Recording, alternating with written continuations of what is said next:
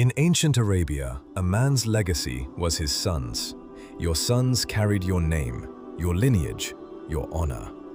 When the Prophet's sons died in infancy, his enemies celebrated.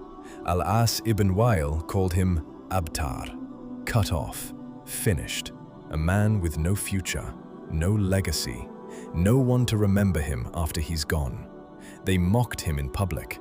They said Islam would die with him. And then Allah revealed the shortest surah in the Qur'an, 3 verses, and generations upon generations later, we name our children Muhammad, and nobody knows the name of the man who mocked him. The man who called the Prophet cut off, his name is barely a footnote in history books. But Muhammad, 2 billion people follow him. Billions more have said his name with love through the passing ages. Allah didn't just defend his prophet, he reversed the insult so completely that the mocker became the one who was truly cut off. And it's all contained in 3 verses. Bismillahir Rahmanir Rahim. Inna a'tainaka al-Kawthar. Indeed, we have given you Al-Kawthar. Inna, absolute emphasis. A'tainaka, we gave you. The royal we of divine majesty giving directly to you, personal, intimate. And Al-Kawthar, abundance beyond measure, a river in paradise, an ummah of billions, a legacy that outlasts civilizations. They said you have nothing. Allah says, I gave you everything. فَصَلِّ لِرَبِّكَ وَانْحَرْ. So pray and sacrifice. The response to receiving abundance is not to celebrate for yourself. It's to pray to your Lord and give back. Pray, gratitude in worship. Sacrifice, gratitude in action. Every blessing you receive, the correct response is prayer and generosity. Not hoarding, not showing off.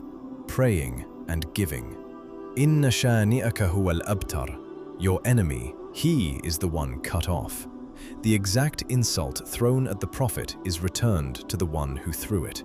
Abtar, cut off, without legacy, forgotten. Al-As ibn Wa'il called the Prophet Abtar. Allah called him Abtar, and history proved it. The mocker is forgotten. The Prophet is remembered by billions. Allah doesn't just defend, He reverses.